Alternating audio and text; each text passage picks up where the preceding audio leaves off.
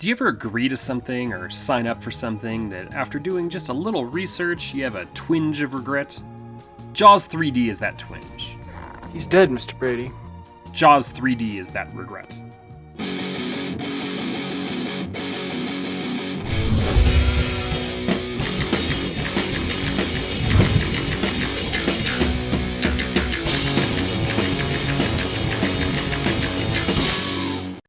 Jaws shouldn't even really be a series, even if Jaws 2 is more solid than it has any right to be. The book has a definitive ending, the first movie doesn't set up any kind of sequel, and a creature feature doesn't lend itself to sequels like the typical slasher villain does. Godzilla be damned. Lance did a bang-up job defending Jaws the Revenge years ago, and I was able to discuss the video game based on that movie, along with other Jaws video games, and with Jaws 2 not needing any defense, I wanted to take a crack at the third entry, that I hadn't seen for years, that is widely regarded as one of the worst movies of the 80s. My youngest son has been obsessed with all things Jaws since I showed it to him this past summer, and then we went and saw the theatrical re-release a few months later. Knowing this defense was coming up, I bought the DVD that has all three sequels bundled into one set. We watched them in order, and it was then that it really hit me what a monumental task I had before me. There are some good things here that are still worth watching, so let's get into it. First, let's talk about what went wrong. 3D was making its rounds again, and unlike today where they retroactively put things in 3D, like the first film or the recently released Dawn of the Dead in 3D, these movies were made with it in the first place like a lot of horror movies of the 1950s were. Charlie Band's Parasite, Amityville 3D, and of course Jason's foray into the third dimension with Part 3. I'm not arguing that those movies were 3D revelations or that they were even that good, but Jaws really dropped the ball on their execution. The scene of the main shark villain busting through the glass with shards coming at the screen is one of, if not the worst 3D effect we may have ever seen. A huge reason for this, and all the other 3D effects looking so poor, is that all the work done by the original team hired to get the 3D going was scrapped after studio execs caught early glimpses of the footage and decided to go another direction with it. Look, like I said, there are worthwhile scenes in this film, but all of the spectacle scenes fall incredibly flat, including the death of this iteration of Jaws, something that had been a highlight of the preceding two films. Another big miss was not having any of the returning actors. No Lorraine Gary, no Murray Hamilton, and Roy Scheider took a page out of Richard Dreyfuss' book and skipped out. He didn't just bail either. He booked a role in Best Movie You Never Saw, Blue Thunder, and famously said, Mephistopheles couldn't talk me into doing it. And he only took on Jaws 2 to get out of his owed Universal contract when he stepped away from The Deer Hunter. That's another one that could have been.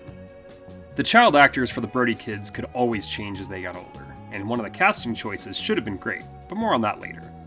With none of the fun characters that we loved rooting for here, the movie loses some of the stakes that built up previously in other films. This actually worked in the fourth movie's favor by bringing back Brody mom Gary into the fold. Finally, there is first and only time director Joe Alves.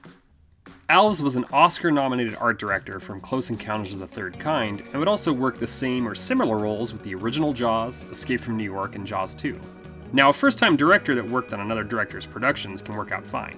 I'm thinking Tommy Lee Wallace for Halloween 3 after working with Carpenter for so long. But here, Joe gets a little lost in the weeds. It's not completely his fault, as there was tons of studio interference. There's lots of other things that didn't work out here also, but those are the main offending culprits. Now let's talk about the good things, or I guess what could have been good at least. First you have the cast. An apparently coked out of his mind Dennis Quaid as Mike Brody, a young Leah Thompson who dates the other Brody brother, and Academy Award-winning tough guy Lou Gossett Jr. as the park manager.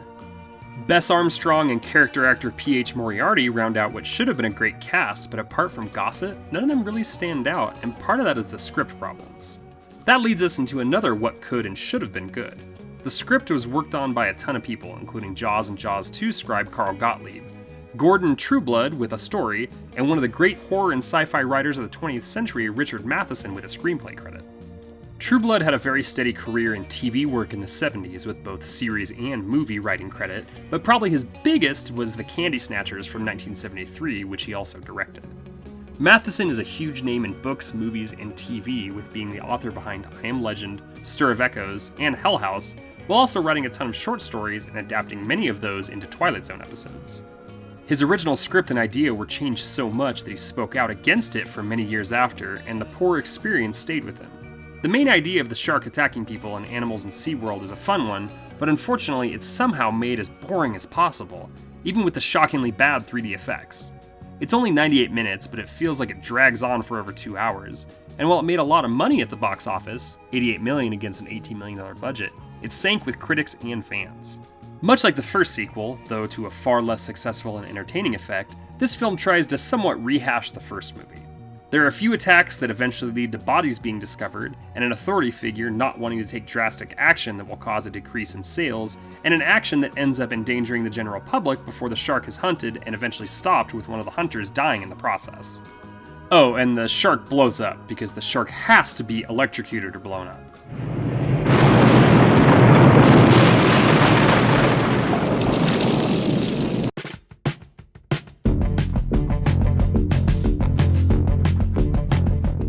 The movie opens with some 3D credits and the traditional underwater opening that culminates in a bloody fish head floating before the title screen jumps at us in 3D glory.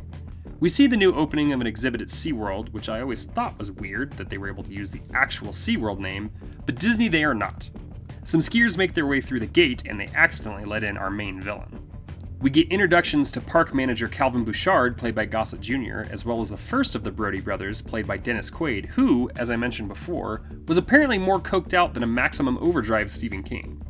We meet some honestly forgettable tertiary characters before getting a look at our pair of quints, with two hunters who are Bouchard's friends, and the younger Brody brother who still has a water phobia for obvious reasons. A mechanic goes down to fix the gate and dies a fairly bloodless death before we see the obligatory 3D floating arm. The Brody brothers go on a double date, and the charisma just isn't there with the characters. It loses a lot of the charm of the first film's script. Mike flies open. Two jerk thieves try to steal some coral and are rewarded with shark death for their troubles. While I appreciate the kills happening in this movie, I wish they had more, pardon the phrase, bite to them, either through which characters were dying or just a little more gore. All three first movies share a PG rating, but the first two had better horror kills. More less than interesting chats between characters ensue until Mike and Kay look for the missing mechanic and are attacked by a smaller shark which escapes into the park, and they get saved by a couple dolphins. They let park boss Calvin know about the event, as well as Mike having the worst sweaty armpits I've ever seen, but he isn't worried. I mean, he might be worried about the pit stains. A group including the hunters and Mike and Kay go out to capture the shark, and while they're successful and the shark is going to be a new exhibit, it sadly dies before too much can be done about it. After that, the park goes back to some sort of normalcy, and we get to see the admittedly cool underwater tunnel exhibit, including a 3D tentacle, ooh, and a cool floating head, ooh, oh, that's not part of the show. They find out this was done by a much bigger shark, a shark that is still here. Side note, the body they find is actually a cool bit of gore that is absolutely a product of pre-PG-13. Kay convinces Calvin only when the damn shark swims past the underwater cafe they're actually sitting in. They split up to clear the park in the movie's best and most intense sequence, where this movie's shark moves around the park like it's at an all-you-can-eat buffet, and there's absolute chaos going on. Like a much smaller version of what happens in Jurassic World when that starts to go downhill. Our shark also nearly drowns everyone on the tunnel attraction, as well as injuring Kelly pretty bad. The tunnel bit really freaked me out as a kid, and it still holds up pretty well for tension. Our two hunters realize their entire purpose for existing in this film and go after the Great White, but fail like our heroes in the first movie do, and one of them is swallowed whole before he can pull the pin on his grenade. The shark, now looking for something sweet after something salty, like we all do post-Thanksgiving dinner, goes headfirst into Calvin's control room in the most underwhelming special effect attack in the history of cinema.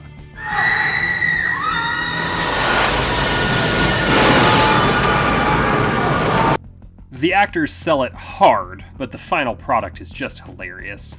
They get out, well, except for the one tech, Rip Tech, and Mike is able to pull the pin on the unused hand grenade. Cue smile you son of a bitch insert, and shark goes boom with its jaws, literally, flying towards the screen. There's a split-second shot that looks like Ray Harryhausen effects, and it's a shame we didn't get more of that. It's really cool looking. The dolphins come over to help again, and everyone gets home happy. Except maybe audiences. Okay, I've been pretty hard on this movie, but it isn't bad so much as it's disappointing on what it could have been, and still has merit in watching.